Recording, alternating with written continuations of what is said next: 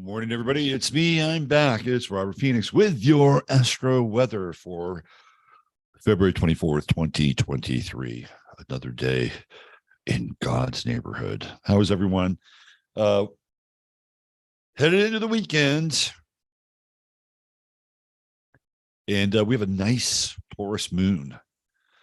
Lovely Taurus moon waiting for us in the weekend with your feathered nests and your scrumptious morsels and that special someone laying next to you in a relaxed repose or something like that.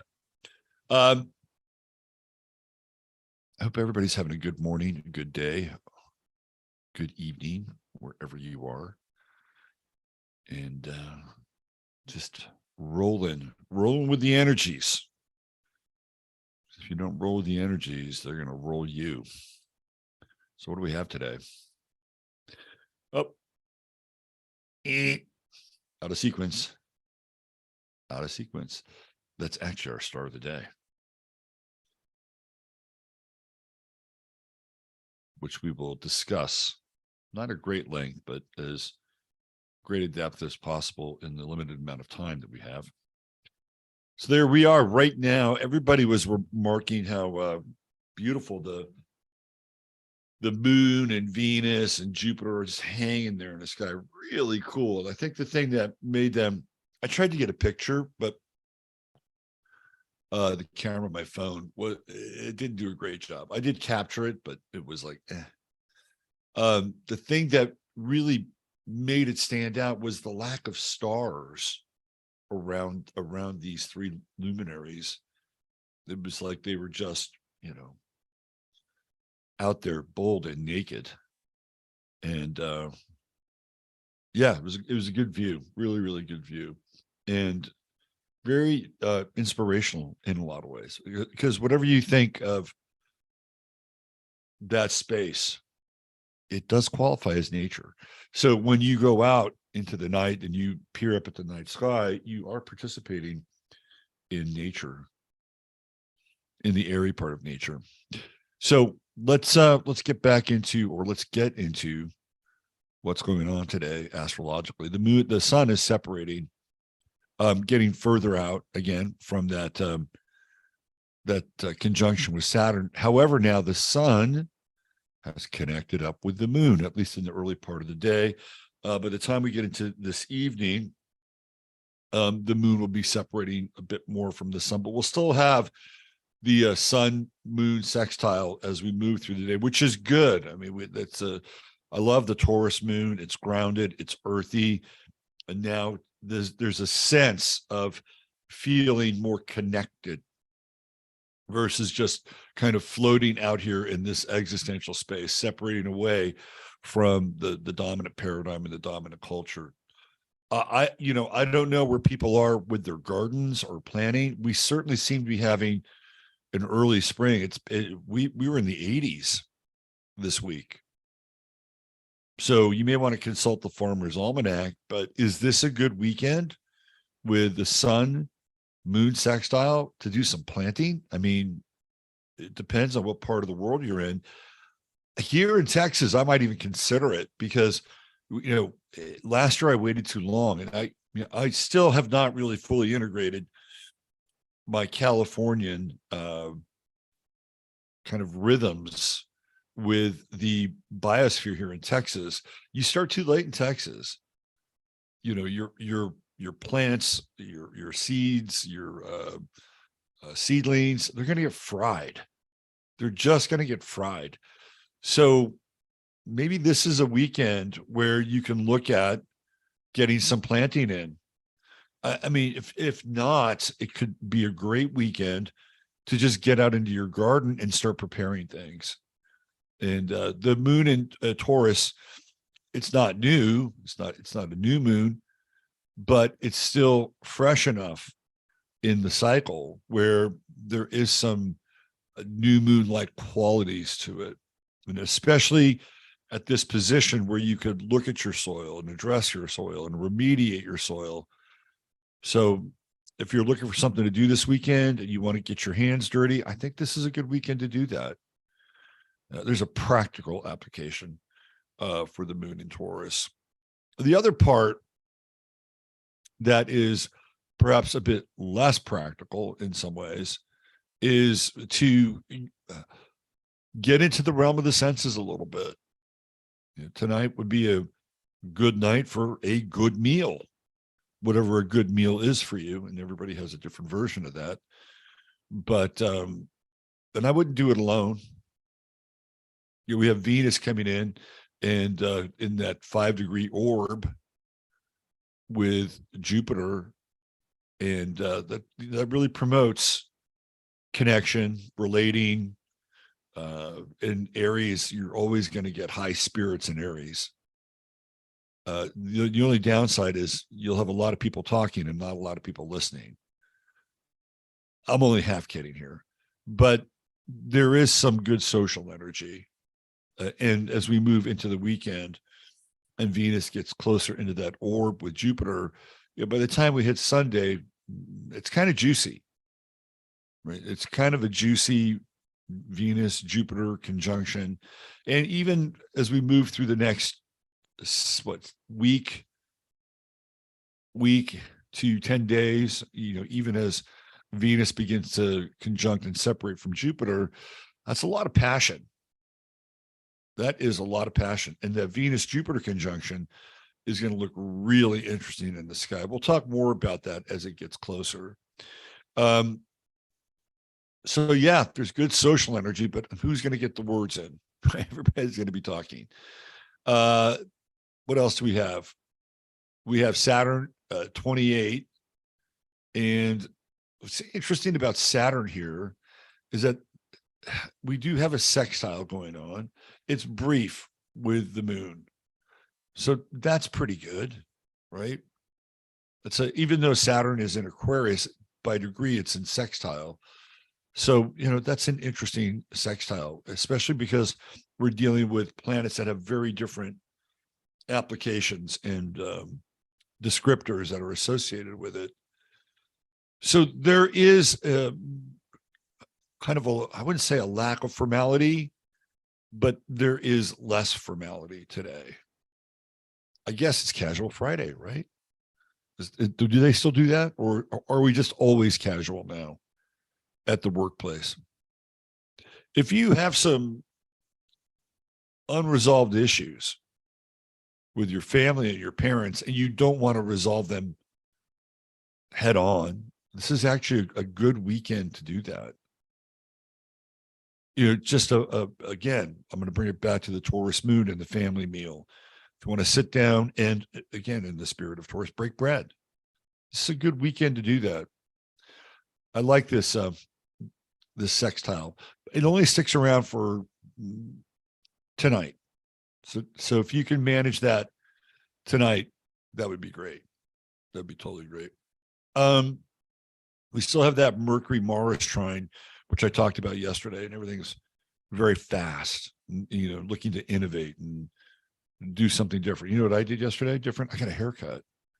I quickly called up the place I get my haircut at. I said, yes, we can take you. I was like, boom, Mercury-Mars trine.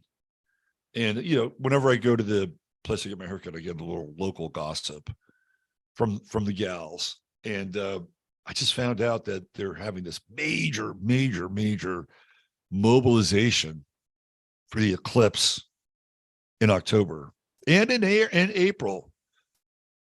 So they were telling me that all these different bodies, police department, sheriff's department, the hospital, the fire department, the school, they're all having these massive meetings around crowd control for this eclipse that's coming up here in October. By the way, that's when I have my event in the hill, and this is everybody's coming here. The town is already sold out, and my group is meeting in October down at the end of the hills, our annual Harvest Moon Festival, and it's happening under the eclipse. So if you subscribe to my newsletter, I'll have some more information about that, I have to touch base with my gal down at the hotel and check out the status of our rooms. And now everything, just fair warning, everything is going up at that time. The rooms are higher. Everything's going to be higher. So I'm going to have to charge more for the event this year, but I'm going to do my best to bring in some really interesting people like I always do. Shauna Holmes, who's a friend of the show, will be there, and she'll be speaking and presenting and doing some other stuff. And there'll be more people along the way. But yeah, I found that out yesterday. It was like, really, man, they're taking this very seriously. The number of people that'll be here for this eclipse, both in October and April, will be quite something. What else do we have? So we have Neptune here at 24. Mars is slowly creeping into that tighter orb. Whenever you get into a Mars Neptune squared, you can just file this away for now because it's there. You want to watch out for activity that is useless or needless, and it will drain you. That's what happens with the Mars Neptune square. You start doing things for other people. Well, I'll do this, I'll do this, I'll do this. And next thing you got nothing left for yourself. And we all love to, not all of us, but many of us love to serve because, by serving another, we're serving God in our own way. But that Mars Neptune square gets into that zone where, what are you sacrificing? How much of your energy are you really giving up? And some people get into that and they think it's selfless, but it's really not. And this is one of those periods of time where if that's what your motivation is, you should really pay attention, because you'll find out that maybe your motivation and your directives are not as clear as you think they are. The other thing with Mars Neptune squares, and particularly because we have Neptune, we talked about this before when Mars was in this position earlier, way back, probably in September. You have to watch out also for those creeping addictions with a Mars Neptune story. Yeah, I'll have one more piece of that cake. Well, that's your third piece. I know. I've been so good lately. I've been so good. Sure, go ahead, reward yourself for that third piece of cake that is 3 inches wide. Why not? I mean, look around. Our world does not reward at this time. Our world really does not reward leisure. It really doesn't. It doesn't reward leisure. And so what happens? People justify their I wouldn't say addictions, but people justify their soft spots. It's like, yeah, I know. Life is just so hard and I work so hard and there's so much going on. And all those things are true, by the way. Nobody's denying those things. I'm just going to give myself this thing because, damn it, I'm worth it and I need it.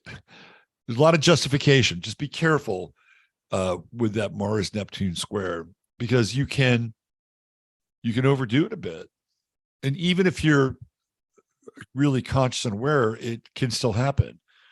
So just keep your eyes on that Mars Neptune square. Watch yourself.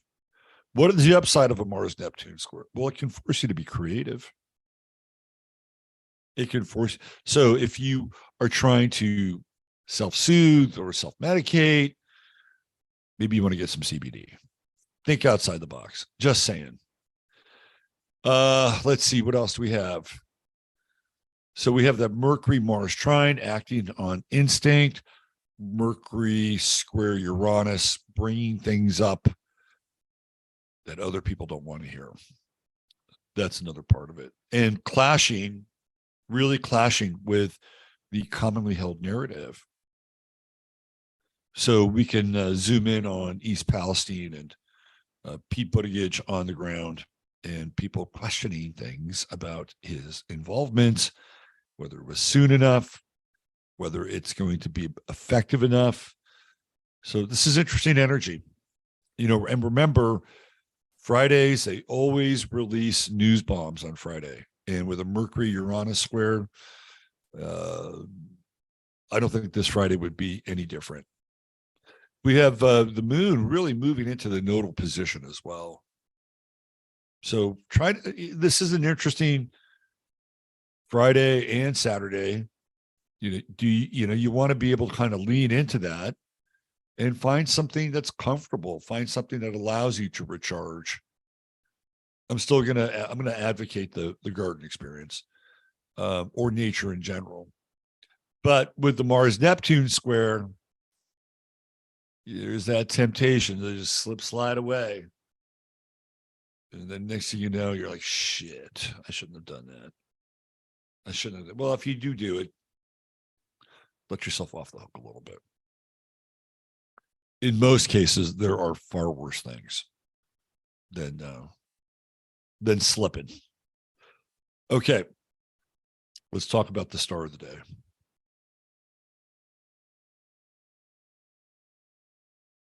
You guys had a little bit of a preview, if you were paying attention.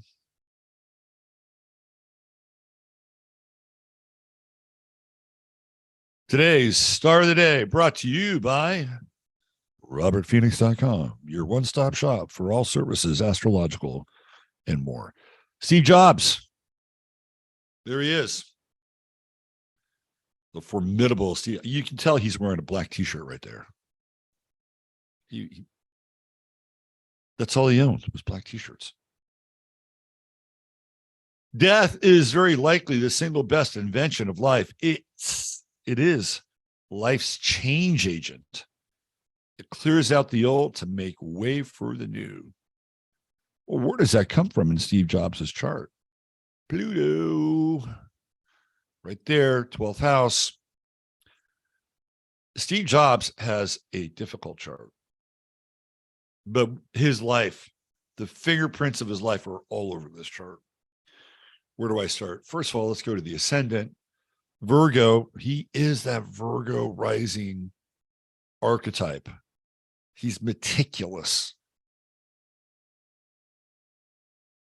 I knew this guy who used to work for, I don't know if he still does or not. He worked at Apple.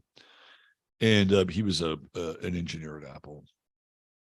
And he told me that there was this conversation that he overheard with this guy. Well, this guy overheard this conversation with Steve Jobs. And another engineer brought something up about one of the products. And he's talking to Steve about it. And Steve said, can we take this conversation up a few IQ points? That was Steve Jobs. He was exacting. The grand square, right? Mutable grand square. Sorry, cardinal grand square. Neptune, Venus, Mars, Uranus, Jupiter. Uranus, Jupiter is the big tech payoff, isn't it? It's the big tech payoff in home computing. That's Cancer. Cancer is the home. And Steve Jobs firmly put the flag in the ground for home computing. But it's Pluto that really drives this chart, that ascendant. And, I've talked about Pluto in the 12th house before. He's another really interesting character with Pluto in the 12th. And these people are driven with Pluto in the 12th. So you can add him to the list with Muhammad Ali, Donald Trump, Tom Brady, and I think Madonna's in that camp too. I know the others are. There's something about Pluto, and it has to do with something very early on in their life. And usually it's, in Jobs' case, he was adopted. In Trump's case, there's that weird competitive struggle that he's got going on with his older brother, his father. For Muhammad Ali, he's probably grown up in the South, Louisville, Kentucky, where he probably experienced some pretty intense things. So there's always Tom Brady. Who knows what Tom Brady? The guy seems like he's had a charmed life, but there's something in there. There's something in Tom Brady's past that drives him and keeps driving him. But with Jobs, you could just see the relentlessness of the Virgo ascendant and Pluto in the 12th house. And the one planet that he really has a strong connection with in his chart is Saturn. Surprise, surprise. It's in Scorpio. And he has this trine with Uranus and Jupiter. So Saturn Uranus trines are really good for mainstreaming ideas and technology, taking things that are abstract, taking things that are ahead of the time and bringing them into the mainstream. This is what Jobs is known for. And Jupiter just makes it bigger. And, what's also interesting are the retrogrades, because, he gets kicked out of Apple and then he comes back to save Apple. That's really interesting. And I'd be fascinated to see where his progressed Uranus and Jupiter were at that time, and if they had gone direct in the progressed chart, which can happen. Again, here's Mercury. He's ahead of his time in Aquarius. Now, remember, the 5th house is hobbies and pastimes. What's he doing? He's working on computers in a garage. Him and Woz, I think there's a third guy. I mean, in the past, those guys would be, well, even during that time, I was around in San Jose. They were living in the San Jose area, and I was around during that time. And people worked in cars in their garage, but they were the new grease monkeys, right? So instead of going out to the garage and putting on some headers and putting on some, whatever, like a new carburetor, right? They're building computers. That's all 5th house stuff. So we also have Mercury retrograde. And I don't know if this has ever been reported about Steve Jobs. I think he had a learning disability because he has Mercury retrograde and it's squaring Saturn. And people who have Mercury Saturn squares can have some form of challenge learning. So he's probably we know he's bright, but conventional learning, conventional education is not going to work for him. It's just not going to work for him. But with a Mercury Saturn square, which I have in my chart, one of the things that it does is it forces the individual to really grind. And then over time, that Mercury becomes like a really sharp edged blade as it squares up against Saturn. So he would obviously get smarter as he gets older. Anytime you get into a square with Saturn, the benefits can be like a time release capsule, or they can become more pronounced later on in one's life. But he would be relentless as well with that Mercury Saturn trend. And again, with Mercury, this is fixed. So he's a really fixed position, a really fixed point of view. He's unmovable, unshakable. And to his credit, it works. In other cases, it doesn't work. So he has a big chip on his shoulder with that Grand Cross too. That's the other thing. Steve Jobs was moved by art. Right? He understood aesthetics, functional aesthetics. That's the sun in the 6th house. The 6th house has got to be functional. You got to be able to use it every day. But in Pisces, and with that trine to Neptune, we get the aesthetics. We get the Apple stuff always looked great. Always looked great. Except after he left. It almost didn't look like anything at all. I mean, people don't understand how bad Apple was in the absence of Steve Jobs. I mean, I was working at this magazine, and this is when Gil Amelio was the CEO, and Gil was just a bean counter. I mean, he replaced what's his name? John Scully, I believe, the guy who was the CEO of Pepsi. They brought him on and said, okay, all right, we're going to take what Steve built and we're going to take it to John Scully. Didn't understand anything about computers, computer lifestyle. He didn't get it. And subsequently, Apple got into real problems. And by the time Gil Amelio comes around, they're actually selling licenses to other companies to produce their product. And there was a company called Supermax, which I believe was in Fremont, California. So UMax, I think it was UMax. That's what it was, UMax. And they started making Mac clones. And I think they did the same thing with Motorola. I mean, that's how far down the food chain Mac had gone, Apple had gone. They had other companies producing their product. They would never do that under Steve Jobs. Everything was completely proprietary. So very interesting. Mars in Aries, anaretic degree, eighth house. He's a fighter. Again, he's driven though, and he's got that Mars Pluto trine, and you know that's indicative of energy that can be restorative, right? Like coming into Apple and it's dead, and you know he plays like the role of Lazarus and resurrects, or actually Apple's Lazarus. He comes in and resurrects Apple. That's what he does. You know, he has this Mars Pluto trine, which has the ability to regenerate. And again, he's also a rebel. Mars Uranus square. You're not going to tell him what to do. Mars Neptune opposition. His will, which is his greatest ally, is also his worst enemy. He lost the company. And that's Neptune in the second house.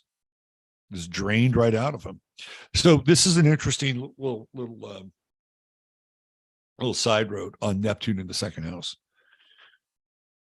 A lot of astrologers will tell you that Neptune in the second house is terrible for money, and I disagree with that. And the reason why is you can see it right here. You can see the tidal rise and fall of Steve Jobs' fortunes. Right? He's really, really rich. He's really, really rich. He's really, really powerful. And then he loses the company. He's really, really rich. He's really, really powerful at the movie company, Pixar, right? And then he gets another wave and he goes back to Apple. And then it comes down again because ultimately he winds up tapping out. So you can see the tidal nature of Neptune. The tides of fortune with Neptune. And if he believed in himself, which I'm sure there were times where his belief in himself was shaken, don't get me wrong. But I do believe he believed in himself. And with that belief that he would come back and ride another wave, he was invested in that. So if you've got Neptune in your second house and you think you're cursed, rethink that. There's a whole different world around it. And even here, right, Juno, Saturn, you know, there's this birth of something new, right, that comes out of something established, which we saw. There was a new Apple that came out of the old Apple that Steve Jobs helped create. You know, if you look at the personal planets with this chart too, there's nothing here, right? This guy has no freaking life.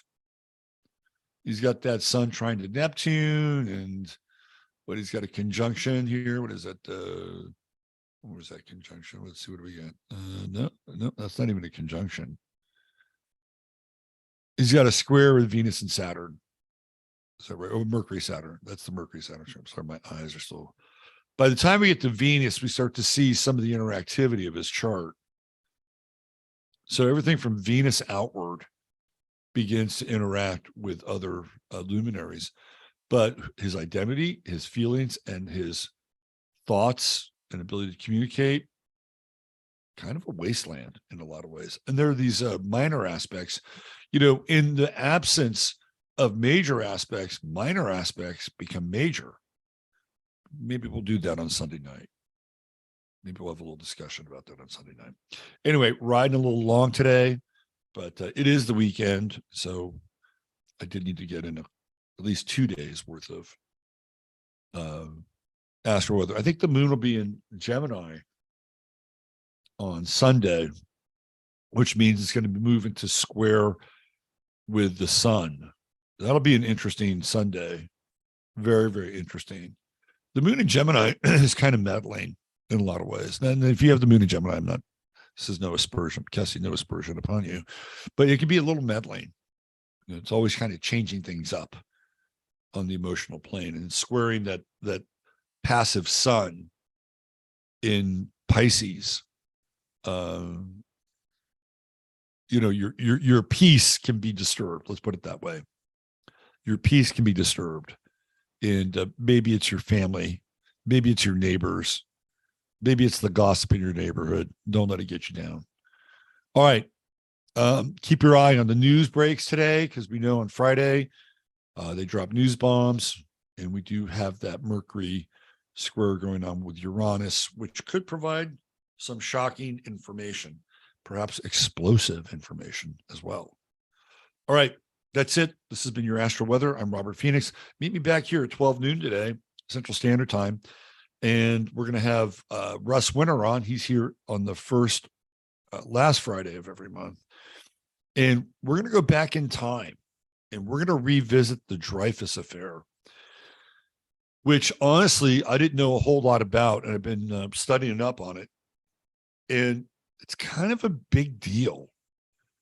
It was such a big deal that they made a movie out of it with, I think it's, what is it, Mel Ferrar or Jose Ferrar? Jose, Mel's the son.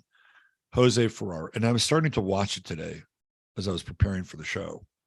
So we're going to talk with Russ about the Dreyfus affair and why it's important to understand not the Dreyfus affair itself, but what was behind the Dreyfus affair. So join us back here, 12 noon Central Standard, with our good friend Russ Winter from winterwatch.net. All right. Thanks for being here. Have a great weekend. I'll see some of you back here in a couple hours, and we'll be back here again on Sunday Night Astro Live. And we'll be tapping into that Gemini moon square that Piscean sun. Take good care, everybody. Have a blessed day, and bye for now.